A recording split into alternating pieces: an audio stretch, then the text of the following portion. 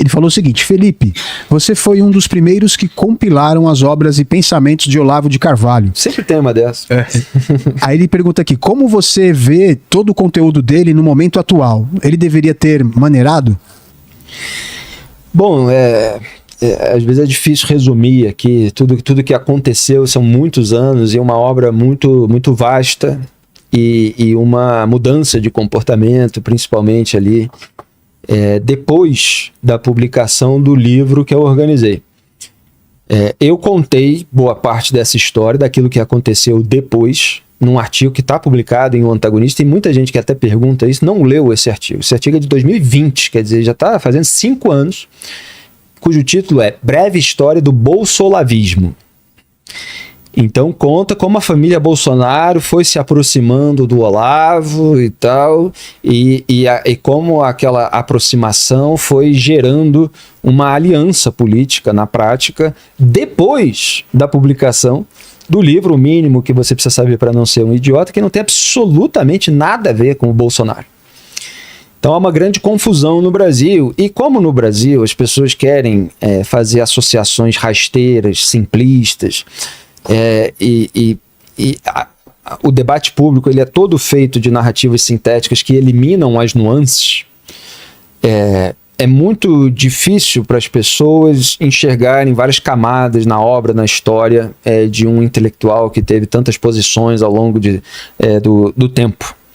Então o Olavo ele tem uma história de artigos publicados durante 2 décadas, que foi compilada no livro que eu organizei, que são artigos fundamentais. Continuam sendo, entende? O Olavo passou a me atacar um tempo depois da publicação do livro, pelo meu trabalho jornalístico, porque eu mantive todos os meus princípios e mantive a minha vigilância ao poder, seja ele qual for.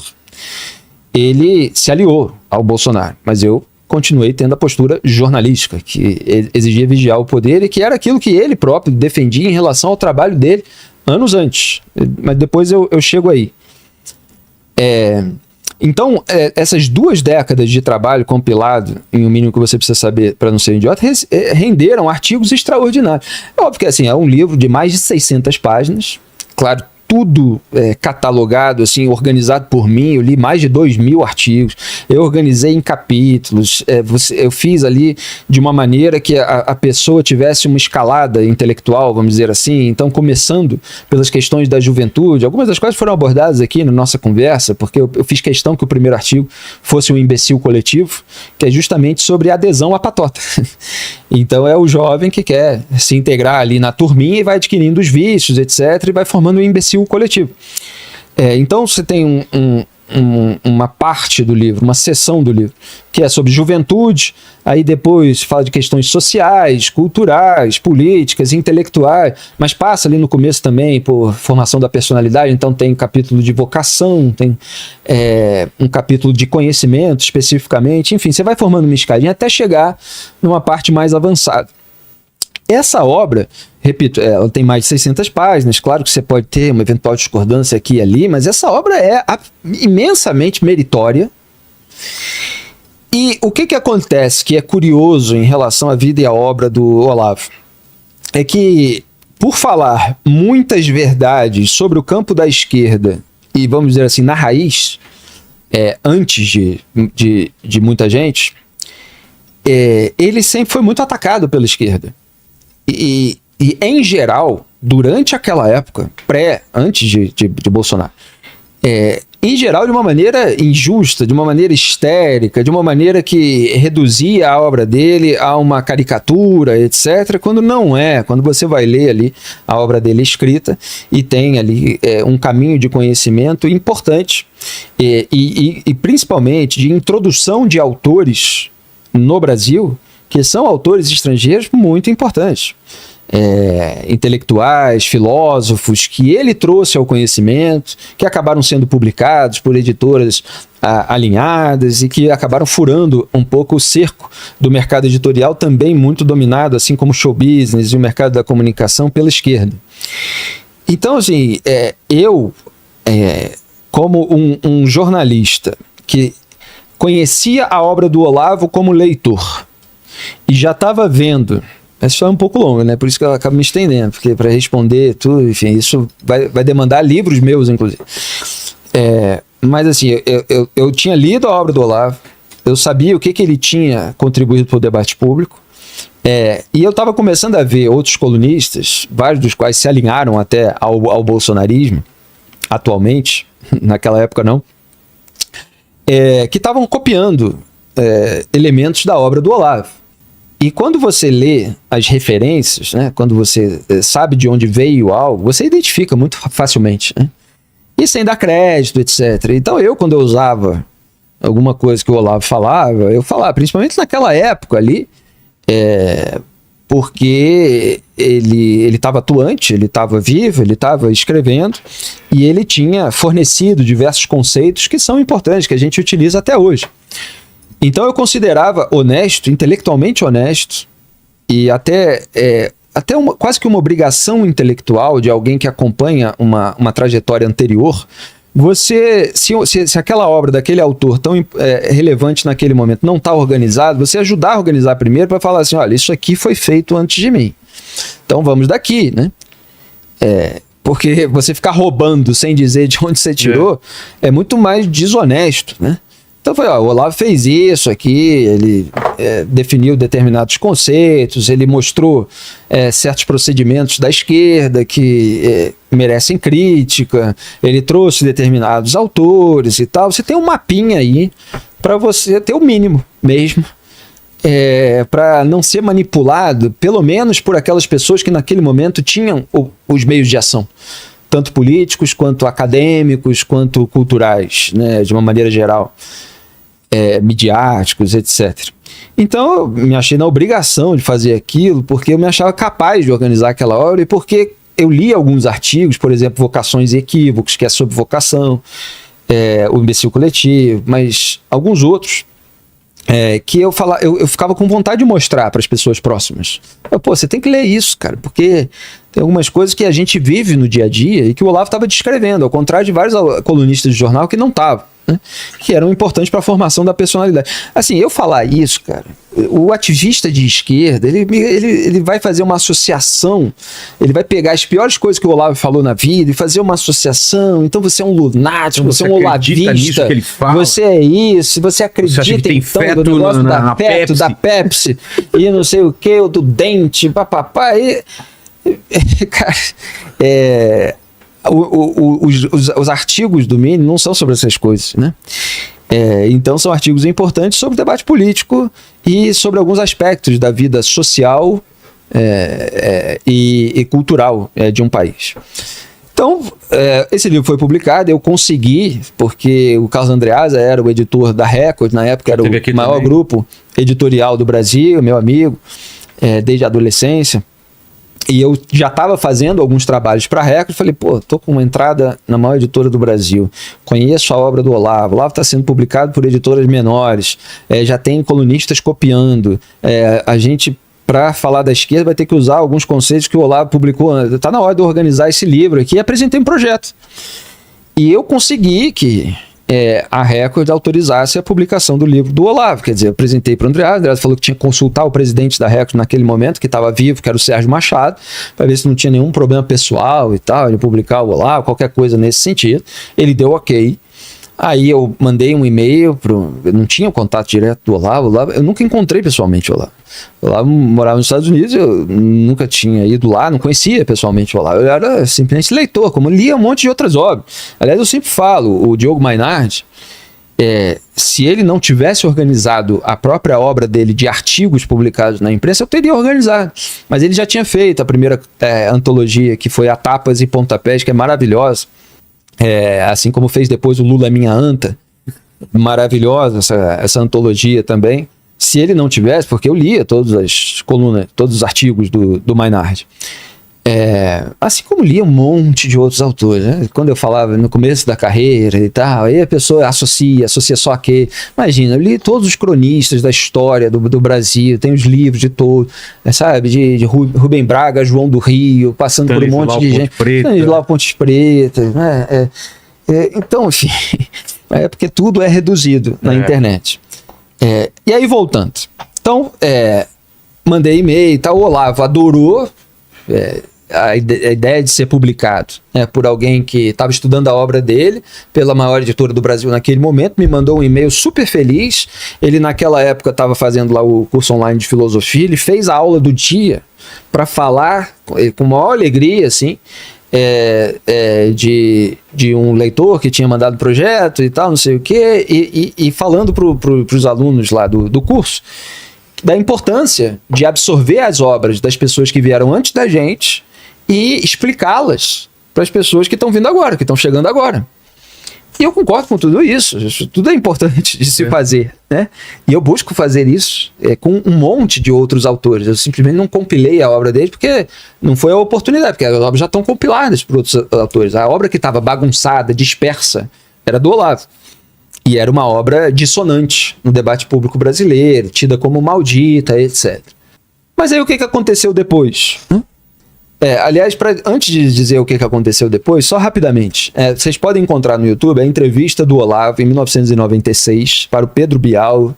Eu acho que era Bom Dia Brasil, que o Pedro Bial fazia na Globo, aquele programa que era matinal. Em 1996 o Olavo foi entrevistado. E o Pedro Bial perguntou para o Olavo assim, você é de direita? E naquele momento, o Olavo, ele falou assim, direita só se for de Deus Pai Todo-Poderoso. Para mim o que importa é em cima e embaixo, não é um lado e o outro e tal. Aí ele dá uma resposta, que é uma resposta muito parecida com a que eu dou. Eu não uso exatamente a maneira, vou até explicar depois de reproduzir aqui. Mas tudo isso pode ser checado e visto no YouTube. Ele fala assim, quando a direita estava no poder, quando o regime militar, quando a ditadura militar, sei lá, como é que ele usa a expressão, estava no poder, eu estava olhando o poder, o governo com olhos críticos. Então eu estava junto da esquerda. Ele fala uma coisa assim, junto, aliado da esquerda, uma coisa que eu não falaria daquele jeito, mas dava para entender perfeitamente e dava para ver que não era um alinhamento ideológico e tal, era só...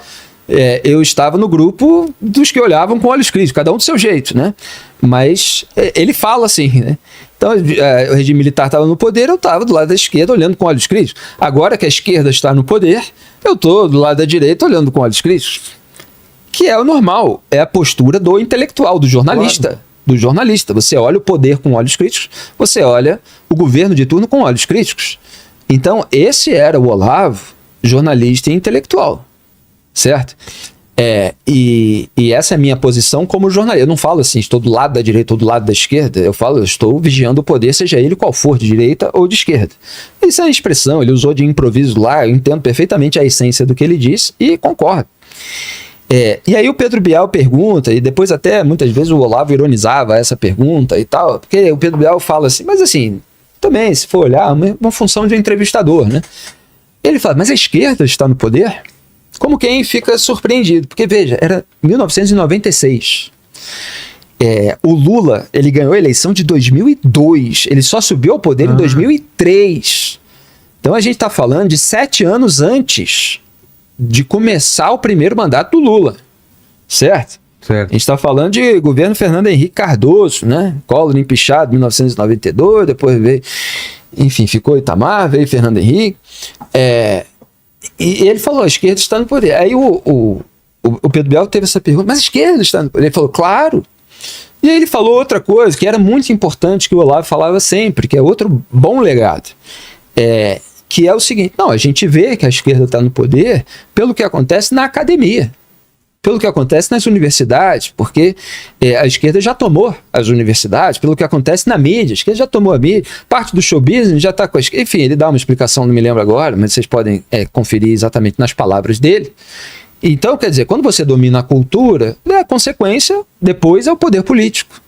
Claro, porque ele estudou a obra de Antônio Gramsci, o ideólogo comunista italiano, que pregava a revolução cultural. Então, quando você tem o domínio das mentes, quando você tem o domínio dos centros disseminadores de ideia da sociedade, que estão pregando aquelas ideias, que são as ideias que o partido vai dizer que representa, bom, você já tem meio caminho andado, basta que chegue um líder ali carismático e fala assim, eu represento todas essas ideias nas quais vocês já acreditam, que vocês já estão sendo formados, suas cabeças já estão sendo formadas por essas pessoas. O professor da universidade já é um militante de esquerda. O autor da novela já é um militante de esquerda que tinha sido censurado na ditadura e foi para a TV, porque não podia fazer teatro.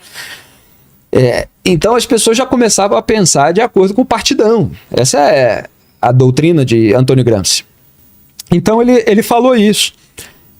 E aconteceu exatamente como ele previa, um mérito intelectual. Ele enxergou a raiz do poder político da esquerda no movimento intelectual cultural. Lembra que a gente começou essa conversa? De eu mostrando como já havia um movimento intelectual, cultural, num campo mais conservador, mais liberal, mais à direita, crítico da esquerda. Você já tinha as fórmulas de expressão crítica do governo da esquerda e tal. O Bolsonaro falou, opa, tem tudo isso aí, deixa eu pegar para mim aqui, deixa eu dizer que eu represento isso. Não era um trabalho dele, era um trabalho que já estava sendo feito de uma maneira desorganizada por várias mentes. O Olavo era uma delas, mas você tinha o Edson Filho na Realizações, você tinha vários colunistas como nós, você tinha o Diogo Mainardi na Veja na época bombando com as críticas, nada a ver com a obra do Olavo, perfis completamente diferentes, mas com as críticas à corrupção petista e outros aspectos, como a própria militância digital, a própria imprensa comprada. O Mainardi foi o primeiro a apontar isso em todos os elementos, tem muito mérito também nisso. Então, assim, eu falei que era uma resposta longa, mas, assim, para falar agora da segunda parte, é o seguinte: o Olavo pregava isso, e isso é o que eu defendo que o jornalista faça. Só que, depois da obra publicada, e ela foi publicada, preste atenção que a cronologia é importante, em agosto, virada de agosto, setembro de 2013.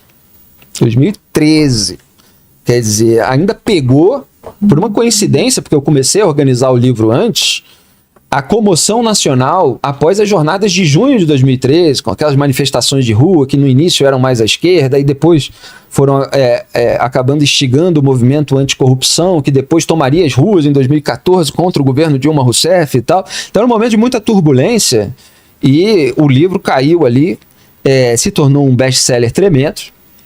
E a partir dali, vem toda a história que eu conto no artigo Breve História do Bolsolavismo. A gente poderia deixar assim, para o pessoal ficar mais interessado em ler o artigo, mas eu simplifico.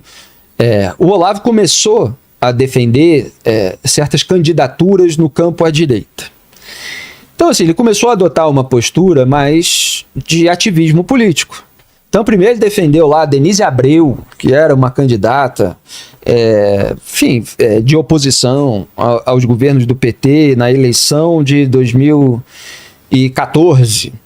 E aí depois ela caiu ali na corrida eleitoral, ficou o Aécio e tal. E ele estava, enfim, tinha umas críticas e tal, mas até elogiou o desempenho do Aécio em determinados debates, enfim, mas não era o candidato dele. Aí tem uma reunião virtual com a família Bolsonaro, Jair Bolsonaro e Carlos Bolsonaro participam. Eu conto toda a história nesse artigo.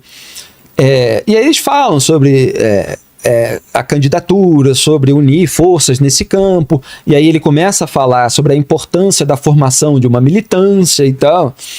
E depois daquilo, ele começou a dizer que o Bolsonaro é honesto, não sei. E são umas colocações que o jornalista ele precisa manter uma distância regulamentar dos políticos. E o Olavo foi se aproximando da família Bolsonaro, e a família Bolsonaro foi usando isso a seu favor, evidentemente, política e eleitoralmente, e eu continuei sendo jornalista. E mesmo nesse período, antes de uma adesão mais forte ali, de uma simbiose mais forte do olavismo com o bolsonarismo, já havia várias dissonâncias entre o que eu escrevia nas minhas colunas e o que o Olavo escrevia ou pregava nas dele. Ele foi escrevendo cada vez menos e falando em rede social cada vez mais. Por exemplo, eu opinava a favor do impeachment da Dilma Rousseff. O Olavo dizia que não era para fazer impeachment, que era para esperar a cassação do mandato. Se fosse para esperar a cassação do mandato, não tinha havido nada, né? Porque depois o TSE, presidido pelo Gilmar Mendes, ele absolveu a chapa Dilma Temer, como se convencionou dizer ironicamente, por excesso de provas. Então já apareciam vários sonantes, porque somos duas pessoas diferentes. Eu tenho a minha trajetória, ele tem a dele. Eu simplesmente achei importante organizar a obra dele naquele momento por todos esses fatores que eu elenquei aqui. Então ele foi se aproximando cada vez mais do bolsonarismo, e eu mantive a minha vigilância ao poder, e isso foi incomodando. Daí, como os bolsonaristas passaram a me atacar, ele passou a me atacar também, principalmente ali depois de um episódio que os bolsonaristas distorceram completamente, que foi uma entrevista com o Gustavo Bebiano, que foi uma entrevista com um amigo do Augusto Nunes, que era da bancada, e no começo da entrevista, o Augusto fala de que ele considerou importante que o Bebiano fosse entrevistado, etc., e nós articulamos, porque para mim, eu como jornalista, naquele momento, vem um ministro que acabou de sair do governo, porque virou alvo do filho do presidente da República, então foi demitido e era um aliado de... Nossa, eu cheguei a cruzar em aeroporto, assim, com Jair Bolsonaro e Gustavo Bebiano juntos, super amigos, super aliados e tal. Rio, São Paulo, né? Essa turma lá do Rio de Janeiro, eu sou do Rio. E ali, numa entrevista que o Augusto queria fazer, mas eu era o âncora, a militância bolsonarista passou a me culpar pela entrevista.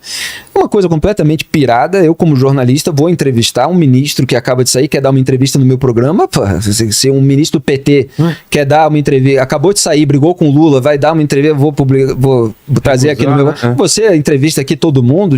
Imagina, lógico que eu vou entrevistar. Mas, como você tinha ali um programa que era muito crítico dos governos de esquerda, porque estavam no poder há muito tempo, você tinha essa parcela do público que não admitia não ficar do lado do bolsonarismo. Mas eu não vou me vender para esse lado, imagina. Eu vou trair os meus princípios de vigilância do poder de jornalismo para aderir a uma patota ou para afagar um público. Olha, se você quer ter um compromisso meu, acho que em algum momento você vai se incomodar com o que eu disser. Imagina. E eu acho que é por isso mesmo que você deve acompanhar o meu trabalho. Então, o Olavo passou a me atacar também, os militantes bolsonaristas atacaram por eu vigiar o governo e expor informações que eram incômodas, que eram inconvenientes. É isso, é um resumo, mas eu não tenho problema nenhum em contar toda essa história, porque eu continuo, mesmo com todos os ataques que ele me fez, assim como o Eduardo me atacou outro dia na rede social, mas eu continuo dizendo agora, que a abertura do inquérito sobre ele, ela é errada, porque eu acho por princípio, não acho por fígado, por alinhamento com a pessoa. A pessoa me atacou, então eu vou passar a defender outra coisa, vou trair os meus princípios porque ela tá chateada. O inimigo do meu inimigo é meu amigo. Não tem... Então, assim, a bobajada. Então, o que acontece? Eu preciso fazer uma síntese, que é o seguinte, como o Olavo se aproximou do bolsonarismo e o bolsonarismo foi se enrolando em uma série de condutas merecedoras de crítica, a esquerda que odiava o Olavo, pelas verdades que o Olavo falava sobre a esquerda, aproveitou para, olha aí, é um radical, é um autoritário, tá defendendo o golpe, tá não sei o quê, tentando deslegitimar toda a obra anterior dele. E o bolsonarismo trata o Olavo como legitimador do grupo político, da patota, do adesismo, sabe? O certo, né? Como dizia, porque ele tem razão e tal, não sei o quê.